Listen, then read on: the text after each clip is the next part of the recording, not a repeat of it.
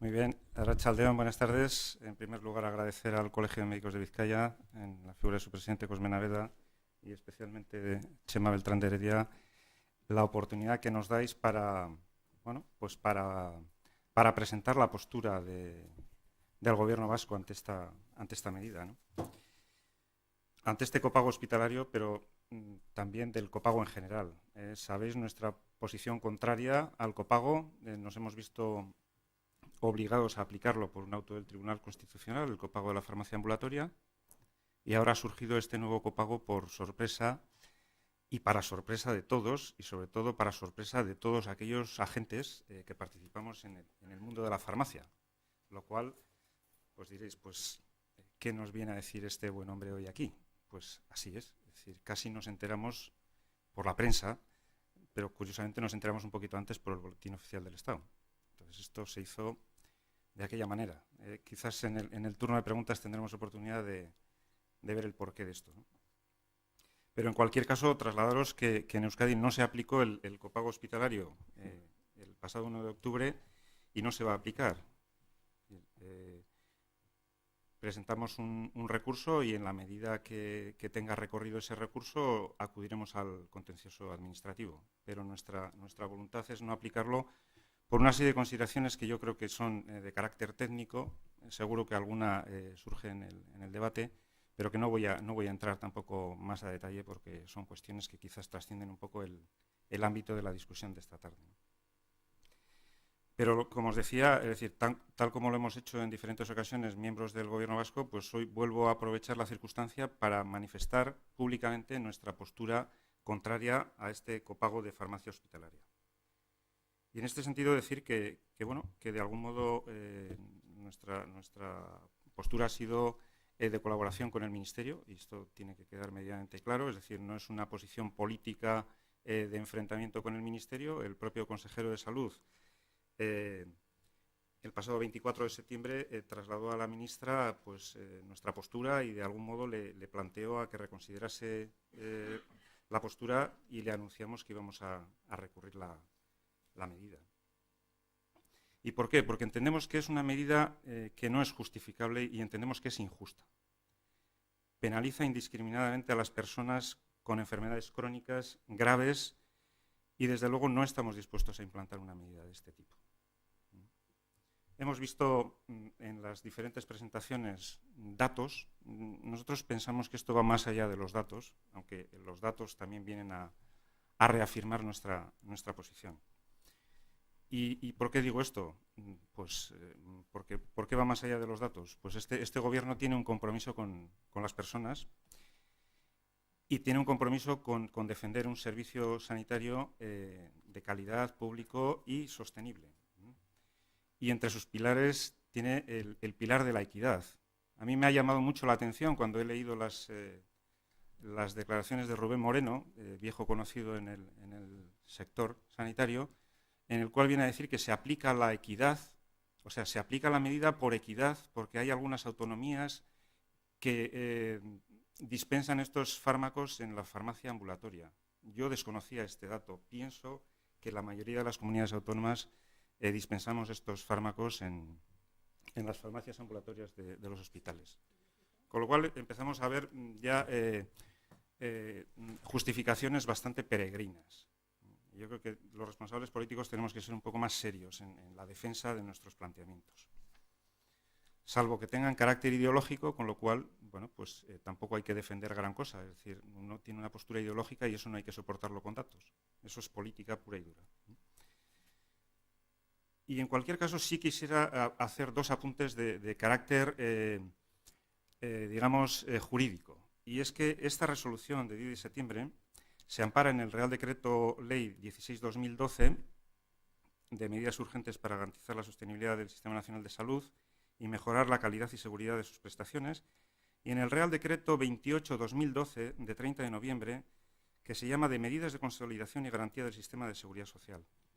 Este decreto, que no ha tenido mucha trascendencia, resulta de vital importancia en la aplicación posterior de esta medida. En este decreto, de algún modo, se hace equivaler la orden de prescripción en el ámbito hospitalario a lo que sería una receta prescrita por un médico de atención primaria para la farmacia ambulatoria. Entonces, en este sentido también deciros que ambos reales decretos están recurridos por el Gobierno vasco ante el Tribunal Constitucional, entendemos por falta de competencia, y están pendientes de sentencia. En este sentido me gustaría no pasar por alto, tenéis que tener en cuenta la condición decir, que represento en estos momentos, y es trasladar que entendemos que esta medida supone una nueva invasión competencial respecto a la gestión de la sanidad en nuestra comunidad autónoma, que está recogida en nuestro estatuto y que no estamos dispuestos a permitir más intrusismo competencial. Ya el 16-2012 pasó de largo este intrusismo desde nuestro punto de vista, y compartido con algunos partidos políticos más en nuestra comunidad autónoma. Y en este sentido yo creo que debemos de decir, y yo creo que lo compartiremos todos, que somos bastante mayores de edad y que sabemos gestionar nuestras competencias, y las hemos gestionado durante 30 años de manera muy adecuada. Es decir, probablemente no como en otras comunidades. Yo, es decir, por respeto institucional, tampoco voy a entrar en detalles, pero quizás el 16-2012 surge pues porque hay un crash financiero en el ámbito del Sistema Nacional de Salud, pero desde luego no en nuestra comunidad autónoma. Es decir, nuestra comunidad autónoma tiene deuda sanitaria igual a cero. Es decir, tiene lo que es la deuda normal de cualquier empresa por el tráfico comercial, con el plazo de pago a proveedores, y perfectos cumplidores de nuestras obligaciones, ¿no? Entonces, en este sentido, pues no nos convence para nada que nos digan qué medidas tenemos que implantar, ¿no? Como decía, nos parece una medida injusta porque invade las competencias y encima arremete frontalmente contra el principio de equidad, que es uno de los valores fundamentales de Osakidetza. Y además estamos convencidos de que esta nueva propuesta del Ministerio va a afectar de forma desigual y arbitraria a las personas con enfermedades crónicas. ¿Y por qué digo esto? Luego podremos entrar en detalles, pero porque vamos a tener personas que, a pesar de sufrir la misma patología, se van a ver afectadas por este copago, mientras que otras no. Es decir, personas con la misma enfermedad, dependiendo de si se les aplica esta resolución o no, salvo que se les aplique otra cuestión de orden mayor que no se ha dicho hasta el momento. Y quizás tendremos oportunidad posteriormente de hablar de ello. Entonces, todo va a depender del tratamiento, puesto que algunos fármacos quedan incluidos en esta resolución y otros no. Esto, yo creo que lo compartiréis. A nosotros nos parece una incongruencia clínica total. Esto no tiene ninguna justificación. Y pensamos que no se puede jugar de esta manera tan frívola con la salud de las personas. Y además, yo creo que la representante de los pacientes lo ha dicho muy claramente. Pensamos que es una medida que no está trabajada. Y se nota que carece de la reflexión oportuna, y desde luego es manifiesto que ha carecido de debate alguno. Y aquí quiero incidir, no ha habido debate en este momento ni en el momento anterior, cuando se aplicó el copago general. Supongo que todos abogamos por un sistema de salud sostenible y de calidad, y todos somos conscientes, lo estábamos comentando ahí en la entrada, que debemos de hacer cosas, pero se deben de considerar todas las opciones para que el sistema sea sostenible, y valorarlas y ver el impacto que tienen unas y otras, y en función de eso adoptar las medidas correspondientes, pero con el oportuno diálogo y debate político. Ni un decreto ni esta resolución han tenido el más mínimo debate, no ya digo político, sino incluso técnico. Y como decía al inicio, no es de recibo que nos enteremos por el boletín oficial del Estado. Y es mucho más grave el asunto porque el día 14 de septiembre hubo una reunión del Consejo Interterritorial del Sistema Nacional de Salud, con asistencia de todos los consejeros, y este tema ni siquiera se comunicó. Desde luego, dar por hecho que no estaba en la agenda del día. Pero voy más allá. Esta era una cuestión que estaba en análisis técnico en la propia Comisión Permanente de Farmacia, y estaba pendiente de un informe al respecto, elaborado por una comunidad autónoma, no voy a decir cuál, por respeto, a la que se adjudicó su elaboración, y estábamos el resto de comunidades a la espera del análisis un poco de las derivadas técnicas que podría tener aplicar esta resolución.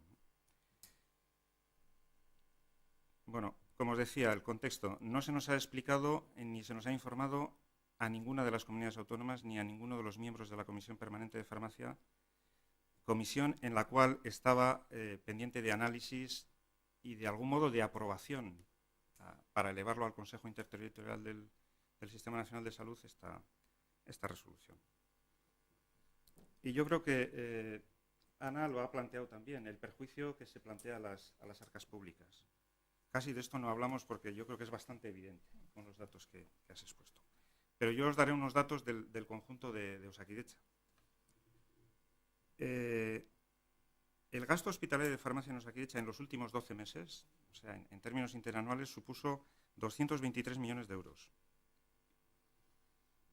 de los cuales el coste de estos 43 fármacos suponen 34,5 millones de euros, o sea, un 15,5% del total.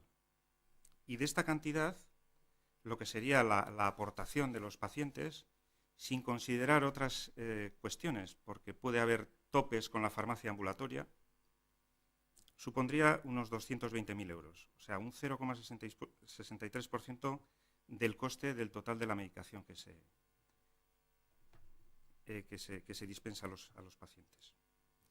Bueno, esto no se nos escapa a nadie que es una cantidad muy inferior al coste que nos supondría, pero no solo de dinero, sino del esfuerzo a nivel organizativo de implantar una medida de estas en cualquiera de nuestros hospitales. Estaríamos hablando de en términos de personas afectadas, de unos 4.000 pacientes. Sabéis perfectamente el tipo de enfermedades de carácter grave. Y en este sentido, yo le voy a dar la vuelta al argumento de que esto se hace por equidad. Es decir, nos parece una muestra de la falta de equidad que supone esto. Es decir, afecta al 20% de los pacientes ambulatorios que acuden a las farmacias de los hospitales a que se les dispense medicación. Entonces, no vemos, vamos, por mucho que lo analicemos, no se acaba de ver que el concepto de equidad aquí resista el test de estrés. Y por otra parte, otra referencia que ha hecho Ana, el tema de la calificación de los medicamentos, se observa que tampoco se ha realizado con criterios homogéneos, aquí hablando de cuestiones técnicas, y que presenta algunas incongruencias que pueden convertirse en problemas de equidad y de igualdad de oportunidades para los pacientes. Bien, por ir terminando, como podéis observar, hasta los datos económicos nos demuestran que este copago de farmacia hospitalaria no es una buena medida para nadie. Y sobre todo es injusta porque penaliza a las personas con enfermedades crónicas graves. Y prueba de ello, a pesar de lo que diga el Ministerio que se aplicará el 1 de enero, esto es algo que unilateralmente el Ministerio ha decidido de cara a los medios de comunicación, pero ninguna comunidad autónoma de las presentes en la Comisión Permanente de Farmacia ha asumido ningún compromiso en firme de aplicar esto el 1 de enero. Solamente decir que hay comunidades de todos los espectros políticos. Bueno, pues ahora a disposición vuestra. Eskerrik asko. Muchas gracias.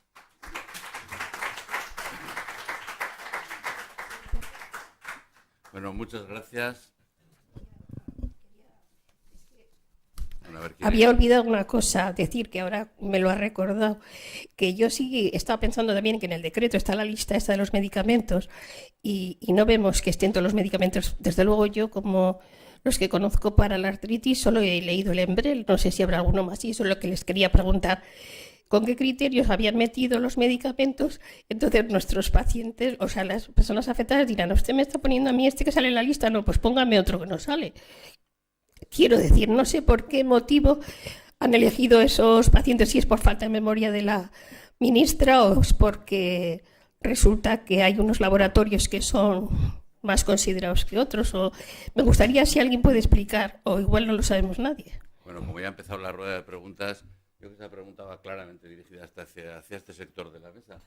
¿Hay alguna idea clara por vuestra parte para saber cuál ha sido el criterio que han seguido a la hora de incluir unos sí y otros no? Yo creo que no lo han pensado porque nadie sabe, porque el Embrel, que se administra por vía subcutánea una vez a la semana, es de uso hospitalario, o sea, entraría con aportación porque es de diagnóstico hospitalario sin cupón precinto, y en cambio el Humira es de uso hospitalario. Entonces, una de las cosas es que la gente está diciendo es que todo el mundo va a ir al médico y va a decir, oiga, en lugar de, ¿no?, póngame los de uso hospitalario. Lógicamente, para no... Quiere decir que es debate, y si te miras, o sea, si te miras la lista, bueno, vamos, es que hay más incongruencias, alguna más que no he querido decir porque, no sé, vamos, yo no sé cómo han hecho, la verdad. Creo que han hecho, pues, una denominación antigua que no lo han revisado y que luego se están diciendo, bueno, sí, vale, si evalúan, habría que evaluar de otra manera y luego, no sé, pero no lo entiendo. Gracias, Ana. ¿Vas a ampliar la respuesta? O porque yo, Sí, aquí en concreto te preguntaría algo más. Bueno, luego pasamos a esa, pero es una cuestión técnica, pero que es muy interesante, porque de algún modo los medicamentos de dispensación hospitalaria sin cupón precinto acaban en esa clasificación porque alguien los califica de esa manera. ¿Y quién califica los medicamentos de esa manera? La Agencia Española de Medicamentos y Productos Sanitarios. Entonces, esta es otra incongruencia, y es que la propia agencia, este es un trabajo que venía haciendo en la calificación de los medicamentos, pero que estaba en fases muy preliminares. Otra incongruencia, pero por poneros un ejemplo que es ya mucho más... no quería daros ejemplos concretos, pero lo voy a hacer. Tenemos incluso medicamentos calificados como de dispensación hospitalaria sin cupón precinto, a pesar de ser medicamentos para su utilización en el ámbito hospitalario, única y exclusivamente. El verteporfino, el Bisudine, es decir, no se utiliza, no se entrega a los pacientes en la farmacia ambulatoria del hospital. Es decir, es algo que se administra previo a una intervención. Hay una serie de inconsistencias bastante graves. Yo, antes de pasar a aspectos más técnicos, y que alguna pregunta sí le haría a la doctora Martínez del Prado, bueno, a ver, no sé si es políticamente correcto el que lo pregunte, pero ¿por qué han hecho esto? Bueno, en general, no lo he querido decir en la intervención, pero ahora sí lo comento. No lo sabemos a ciencia cierta, lo intuimos y tenemos algunas pruebas de por qué creemos que lo han hecho. Sí pensamos que hay digamos, un carácter ideológico en todas estas medidas, y en ese sentido a nosotros nos preocupa que esto sea la puerta de entrada al establecimiento de otra serie de copagos en el ámbito hospitalario, porque una vez admitido ¿por qué no empezar con otros? Pero en este caso concreto, y por qué se ha hecho esto de esta manera y con esta premura o con esta prisa, pues intuimos que hay otra serie de cuestiones. Y yo, un poco al hilo de lo que comentaba, no recuerdo tu nombre, perdón, Alicia, que si hubiésemos sido estudiantes de Erasmus, decías, bien, pero los estudiantes de Erasmus han tenido una ventaja en esto, y es que la propia Comisión Europea, y hoy mismo, sin ir más lejos, le han mandado la plana al ministro Wert, ha salido en defensa de los estudiantes de Erasmus. Hay una pequeña diferencia respecto al Estado español con respecto al gasto en farmacia hospitalaria, y es que había en todo el partenariado que se llama, o en definitiva el acuerdo que tiene el Estado español con la Unión Europea en el ámbito de cumplimiento del déficit, para simplificar, Europa le dice al Estado español que tiene que reducir el gasto en farmacia hospitalaria. Bien, como decía antes, sin hacer ningún tipo de análisis ni valoración, ni compartir ese análisis y valoración con las comunidades autónomas, ocurre, es una casualidad, pero casualidad, ocurre que el 22 de septiembre hubo 5 comisarios o inspectores de la Unión Europea revisando las medidas que se habían adoptado con respecto al Real Decreto Ley 16/2012, a ver lo que se estaba poniendo en marcha y cuáles eran los efectos de la medida. Creo que hay una correlación, vamos, total entre esa visita y la publicación aparte de otros detalles que conozco pero que no los debo manifestar en público, de que hay una correlación directa entre esa visita y la publicación de esta resolución. Entonces, Muchas como gracias. reflexión. Yo, ¿queréis intervenir al respecto? ¿Os importa que...?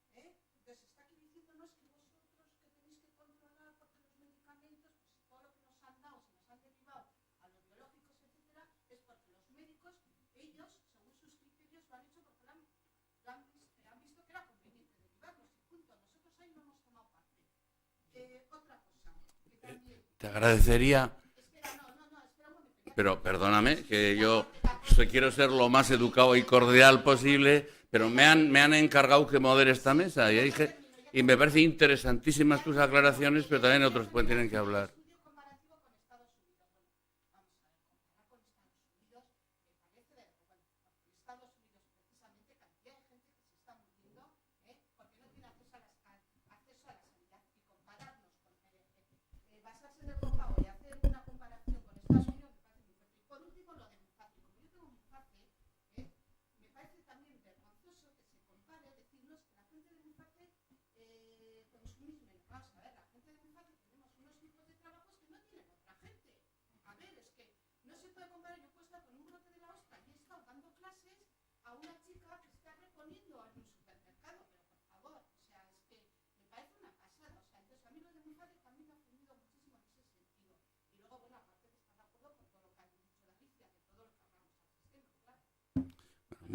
Muchas gracias, pero vamos,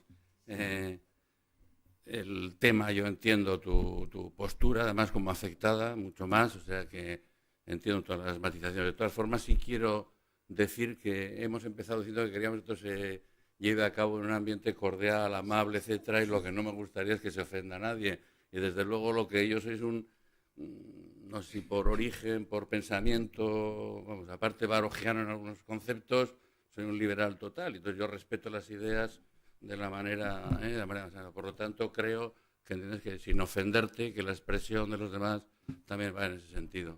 A ver, yo la pregunta que quería hacer es que, bueno, no voy a sacar conclusiones porque las conclusiones en principio creo que salen solas, muchas de ellas. Sí haría una pregunta. Yo creo que todos somos conscientes como conclusión de que la sostenibilidad del sistema es algo que debe ser un objetivo primario para todos nosotros. Dentro de esta sostenibilidad habrá que tomar medidas. Yo no entro en este momento ni me parece el momento oportuno, aunque creo que se podrían debatir eso en foros adecuados y profundamente y con profesionales y con las asociaciones de pacientes y con quien haga falta para realmente avanzar y saber qué medidas hay que tomar. Pero me parece importante también un aspecto muy concreto, porque no puedo prescindir, que soy médico y estamos en el Colegio de Médicos en este momento.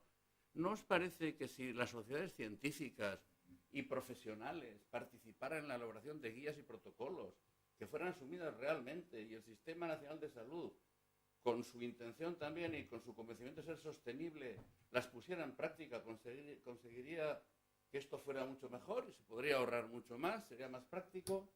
Yo abriría un turno quizá por Puri como médico a ver qué le parece y posteriormente pues abierto a la opinión de cualquiera si sirve. Dentro de la oncología médica, los pacientes los médicos que tratamos a los pacientes con cáncer, nosotros siempre tenemos nuestras guías básicas. La Sociedad Española de Oncología Médica tiene publicadas las guías clínicas de cualquier tipo de tumor, creo, en este mismo momento. Tanto la Sociedad Europea de Oncología Médica, la Sociedad Americana también y la NCCN, y nosotros intentamos siempre seguir esas guías, pero nosotros somos un eslabón en la cadena. Somos, para cuando a nosotros nos llega un paciente para un tratamiento adyuvante, es decir, que le han operado y no tiene enfermedad, hasta cuando ya tiene enfermedad metastásica, ha pasado por otros profesionales. Es decir, yo creo que la medicina basada en la evidencia es lo más importante. Y yo creo que eso nosotros como servicio, como profesional médico, yo que trato a mis pacientes, intento hacerlo siempre. Pero no somos un eslabón. Y luego yo creo que también es muy difícil, porque la variabilidad en los tratamientos es muy importante, no solamente en la oncología. El mapa de variabilidad médica que están liderando en la Comunidad Autónoma de Aragón, Bernal y compañía, hay incluso variabilidad clínica en las indicaciones de la artroscopia, variabilidad clínica en las indicaciones de poner un marcapaso, de poner un stent de 3 de los más caros que hay. Entonces, es muy difícil porque, como dice Alicia, el médico es el prescriptor, entre comillas, el primero, tanto de un fármaco como de una indicación quirúrgica, como de una prueba diagnóstica. Entonces, aunque es decir, nosotros intentamos seguir siempre las guías clínicas, pero hay guías clínicas que son muy liberales, como las NCCN, que cualquier fármaco que sale con un estudio clínico en fase 3 o en fase 2 lo incluyen como nivel de evidencia 2B o 3, pero lo tienes puesto ahí. Y en nuestros pacientes es muy difícil decir, mira, es que esto no tiene nivel de evidencia y no te lo voy a poner, porque no hay evidencia para ponerlo, aunque los americanos digan que sí. Y luego, evidentemente, como dice nuestra compañera de la sala, los americanos serán lo que quieran, pero a nivel de la oncología médica son los primeros, entre comillas, y sin pagar.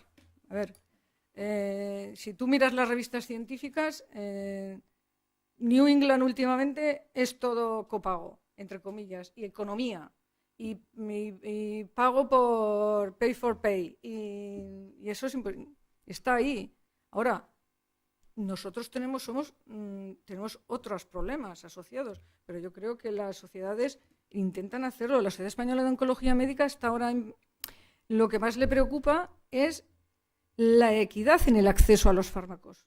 No el que tengas que pagar 4 o 20 euros por él, sino que todos los pacientes oncológicos tengan en todas las comunidades autónomas la misma disponibilidad a los fármacos oncológicos. Y en este momento no se está haciendo. Hay pacientes que no tienen el acceso a ese tipo de fármacos. Y incluso en determinadas comunidades autónomas, dentro de las mismas comunidades autónomas. Entonces, hay muchos problemas asociados, que no solamente es este tipo de fármacos y las sociedades. Pues las sociedades están, yo creo que se podría mejorar, evidentemente, pero yo creo que lo tenemos que hacer los facultativos. Al margen de los demás comentarios, has dicho que realmente la medicina basada en la evidencia debe ser algo que debemos defender. Estoy totalmente de acuerdo. ¿Podéis hacer o queréis hacer algún comentario, aclaración vosotros en cuanto a...? Sí, pero vamos, de hecho sí que se mejoraría en todo si todo, o sea, se hiciesen unas guías basadas en la evidencia, pues lo mismo que dices tú en oncología, que es lo que se está haciendo, que luego, claro, lo que pasa es que sí que hay diferencias dependiendo de quién las haga. ¿Cómo controlar eso? Pues no lo sé. O sea, tiene su aquel, eso es verdad. Que igual eso, un medicamento está en tercera línea y en otra comunidad está en segunda y bueno, y ahí surgen sus más y sus menos, pero bueno. A mí sí que me parece que eso, que trabajando entre todos, desde luego que seguro que se mejora más que no haciendo nada, ¿no? O dejando libre. Bueno, yo si queréis, por aportar un poco nuestra visión, esta digamos que es la clave de todo de toda la cuestión de la sostenibilidad, ¿no? Es decir, la prestación farmacéutica es una de las que mayor impacto económico tiene en el sistema. Yo, por coger algunos apuntes de vuestras presentaciones, es decir, habéis empezado diciendo que no tenéis conflicto de intereses. Pero esto es un mundo que tiene muchos intereses. Y es un mundo que es multióptico. Aquí cada uno, depende del filtro que aplique, tiene una visión y claro, los intereses están ahí detrás, ¿no? Y es un ámbito multifactorial. Habláis de las sociedades científicas, yo entiendo que sí. Yo entiendo que esto es una cuestión multidisciplinar, no solo de los médicos, también de los farmacéuticos, que creo que pueden aportar mucho. Y luego daré un ejemplo de un proyecto concreto que llevamos nosotros entre manos para que veáis qué cosas se pueden hacer. Nosotros estábamos bastante esperanzados porque últimamente el Ministerio había mostrado su colaboración y había abierto un poco, por lo menos a nivel estético, la participación de las comunidades en todo el proceso, por lo menos a nivel técnico de decisión, de incorporación de fármacos al arsenal terapéutico. Y sobre esto hay bastante escrito, es decir, si ese fármaco aporta un valor añadido, si ese valor añadido es incremental y si es efectivo y si es incrementalmente efectivo y eficiente. Y evidentemente nunca hay que perder de vista los límites que pueda tener un sistema de salud, porque un sistema de salud en definitiva depende el nuestro de los impuestos que aportamos la ciudadanía en general. Entonces luego está digamos el balance entre los diferentes servicios que ofertamos a la ciudadanía que valoramos más o menos. Y en ese sentido me gustaría hacer un paréntesis para retomar algo que anteriormente se ha dicho. Se han tomado referencias europeas y americanas. Yo simplemente decir que las referencias europeas y americanas necesariamente se han debido aplicar copagos, pero porque venimos de otro mundo. Es decir, nuestro mundo es un mundo de sistema nacional de salud, con una accesibilidad universal y todo el mundo tiene derecho a todas las prestaciones que otorga el sistema en condiciones de igualdad y de igualdad efectiva. En estos otros sistemas esto no es así tan cierto, y yo creo que esto hay que ponerlo encima de la mesa. Pero por otra parte tienen libertad de acceso a especialistas sin pasar por médico de cabecera, no tienen un sistema de atención primaria como puedan tener. Hemos citado Inglaterra, creo que era Dinamarca, y nosotros que no teníamos copagos en el resto de servicios. Generalmente los copagos se suelen establecer en modelos de seguridad social, donde no hay un agente único pagador y que de algún modo controle los flujos en el sistema. Hay bastante libertad de movimientos y de algún modo establecen o copagos o tickets moderadores de algún modo para moderar la demanda de servicios. En nuestro caso, ¿quién puede moderar la demanda de servicios? ¿O quién debe moderarla? Es decir, la debe moderar el profesional, con criterios técnicos, evidentemente. Es decir, y haciendo una utilización adecuada y eficiente, creo que se ha dicho también en otra de las presentaciones, de los recursos que disponemos. Es el profesional el que tiene que tener el criterio técnico y tiene que prescribir con racionalidad y buen sentido económico, que decías. Y decir que en materia de evaluación económica en el Estado llevamos hablando muchos años, pero hoy es el día, y ahora voy al caso concreto en la fase en la que estamos, que no se está haciendo una gran aplicación en la práctica. Habréis visto en la prensa hablar de los informes de posicionamiento terapéutico. Si hacéis un repaso de la hemeroteca, veréis la cantidad de contradicciones, pero en un corto espacio de tiempo, que se dan entre representantes institucionales en el ámbito estatal sobre la materia. Cuando ya hay un documento escrito, consensuado con las comunidades autónomas de cuál debe ser el proceso y que debe haber un informe de posicionamiento en el cual participamos las comunidades autónomas, ese informe de posicionamiento evidentemente tiene que llevar aparejado un informe de impacto presupuestario, porque los sistemas de salud, que en definitiva somos los que gestionamos las prestaciones, debemos de saber a qué nos enfrentamos, porque si no ocurren estas cosas de que algunos tienen derecho y otros no. Y esto no debiera ser así. Y por último, las comunidades autónomas abogamos porque todo informe lleve asociada un informe de evaluación económica. Porque es que esto es lo que de algún modo nos va a permitir tener un panorama preciso de hasta qué punto, bueno, pues podemos o debemos incorporar un nuevo medicamento al arsenal terapéutico. Yo creo que es bastante racional el planteamiento, ¿no? Por daros un ejemplo concreto de qué se puede hacer con la colaboración de profesionales médicos y farmacéuticos. Supongo que muchos conocéis el programa o el proyecto, mejor dicho, es un proyecto todavía de crónicos polimedicados.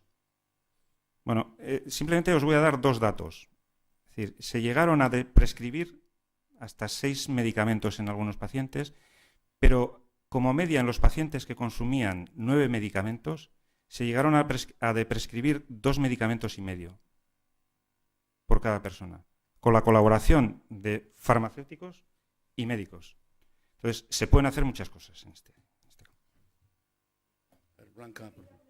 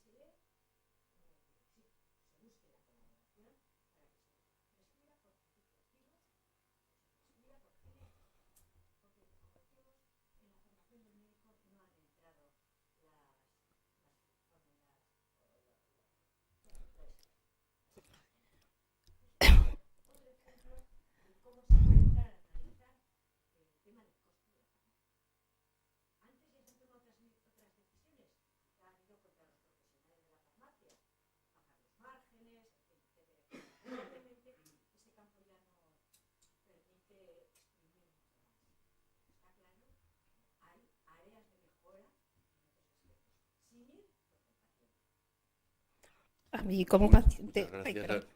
Sí, que como paciente a mí lo que me gustaría exponer es las medidas que se podrían tomar. Nosotros pensamos que el mantenimiento, la sostenibilidad del sistema tiene que ser por vía fiscal y a través de los presupuestos públicos, y un aumento en la participación de su financiación para aquellas personas con más altas rentas y patrimonios. Queremos, podemos aceptar y asumimos que no es un tiempo para exigencias, ¿no? Y que no vamos a pedir la luna, pero queremos un aumento de la eficiencia, modificación del sistema de financiación, pero que no se nos cuele por la puerta de atrás quien lo que quiere es acabar con un sistema público de salud que es solidario, que es responsable y que ayuda a generar el bienestar con el que queremos que se desarrolle nuestra sociedad.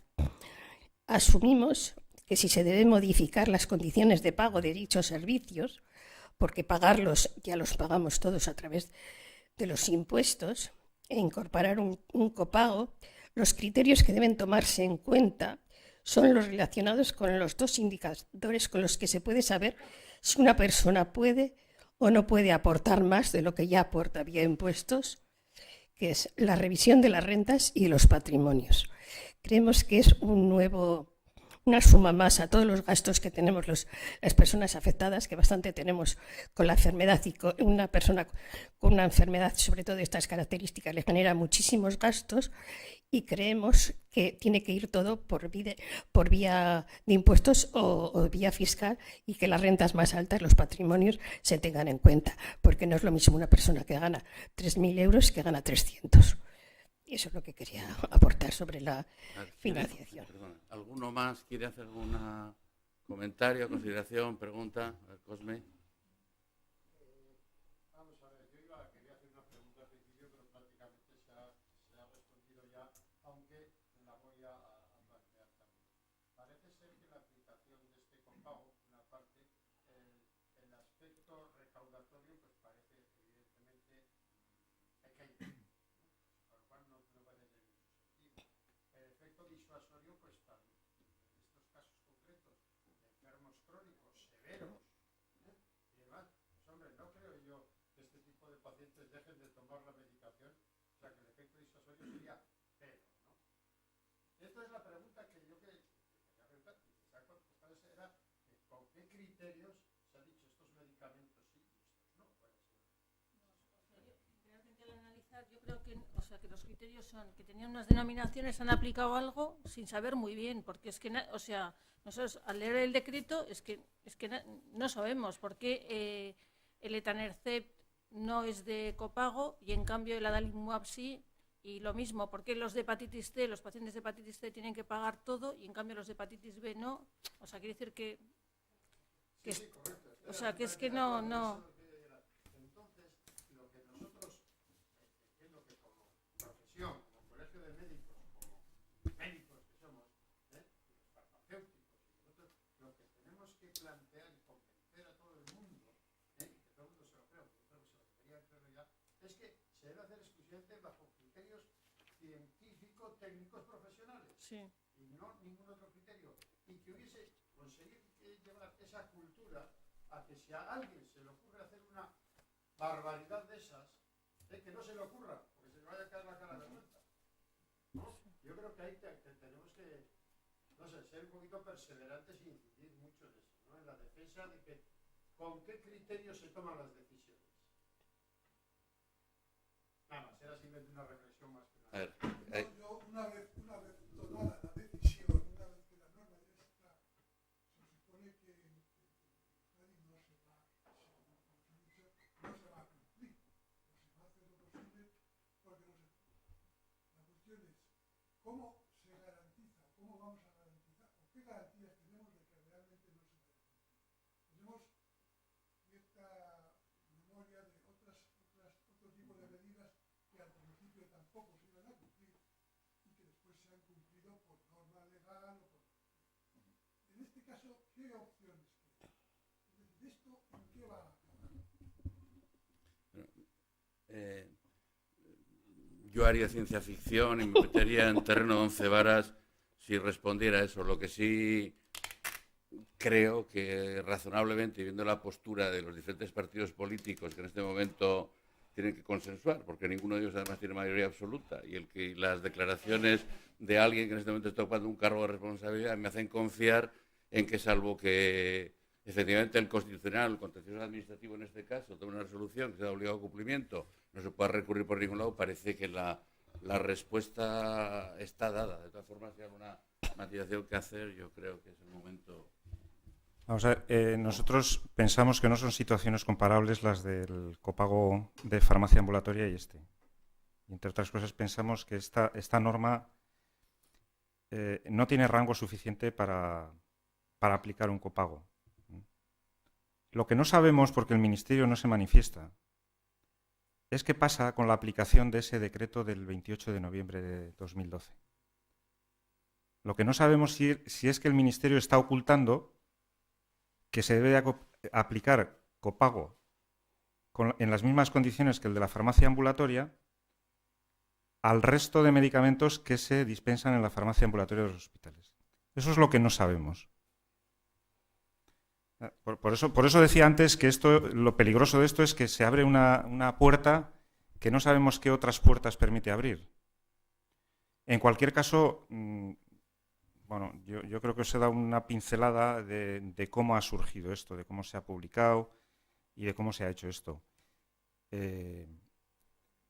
No es solamente nuestro caso, es decir, es que implantar una medida de estas requiere, es decir, para hacerla bien, es decir, porque hay más cuestiones que Ana ha puesto encima de la mesa, el tema del fraccionamiento, que es algo que está pendiente de una guía, que se apruebe una guía que permita a los hospitales hacer fraccionamiento, que era algo que estaba también en el Real Decreto Ley 16 y hoy es el día que todavía no está.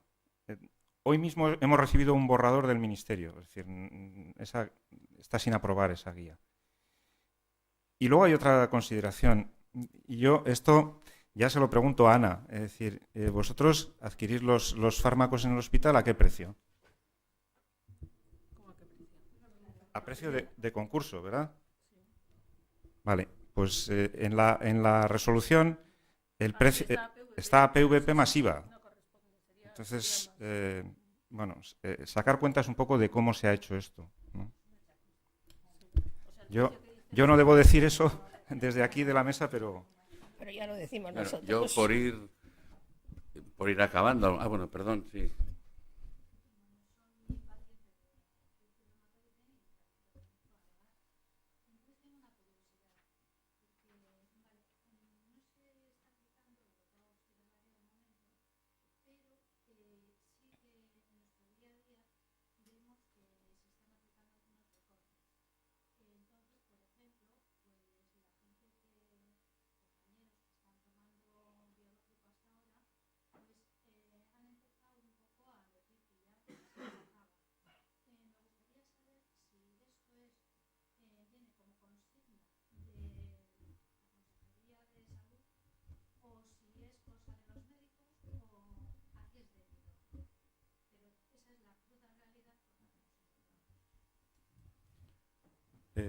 te puedo asegurar que desde que soy director de farmacia no hay ninguna consigna, ni circular, ni instrucción a este respecto.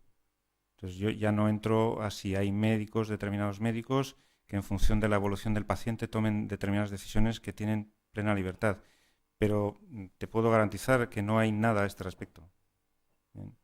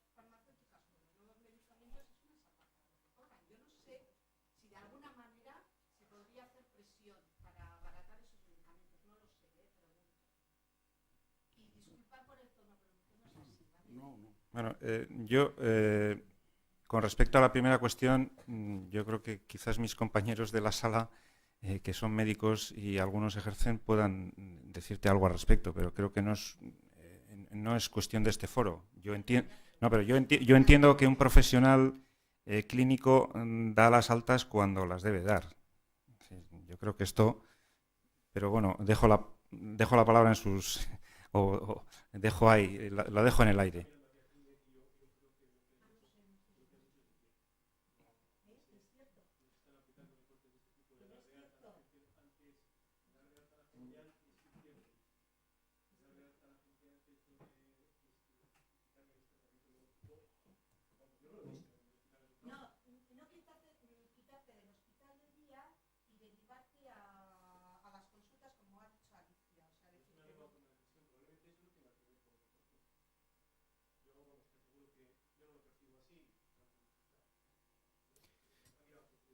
Bueno, miraba hacia ti y hacia un poco más atrás. Es decir, hay más atrás personas también que pueden opinar sobre esto, pero y sobre la siguiente cuestión.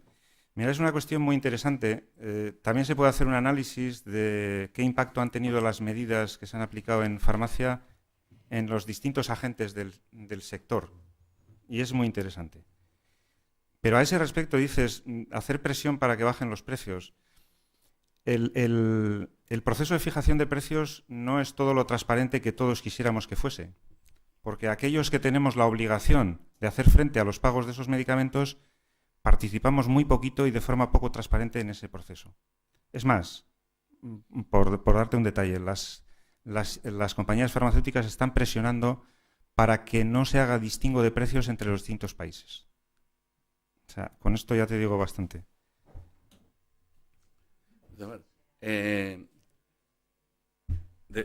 Está muy interesante, podremos seguir hablando y cada uno contando muchas cosas. Yo creo que si hay alguna aportación más, que sea la última, y vamos a ir tratando de cerrar. Yo, para cerrar, lo que sí tenía pensado es sacar algunas conclusiones, pero me vais a permitir que a la vista de lo visto y oído, pues no la resuma yo, que yo creo que cada uno ha sacado clarísimamente sus propias conclusiones.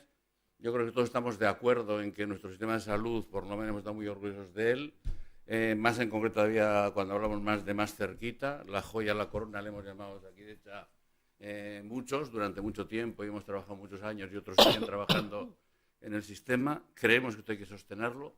La sostenibilidad del sistema seguro que va a requerir de la concienciación y la participación de todos y posiblemente la toma de medidas que habrá que tomar, pero que es fundamental que participe todo el mundo y que se sean medidas consensuadas.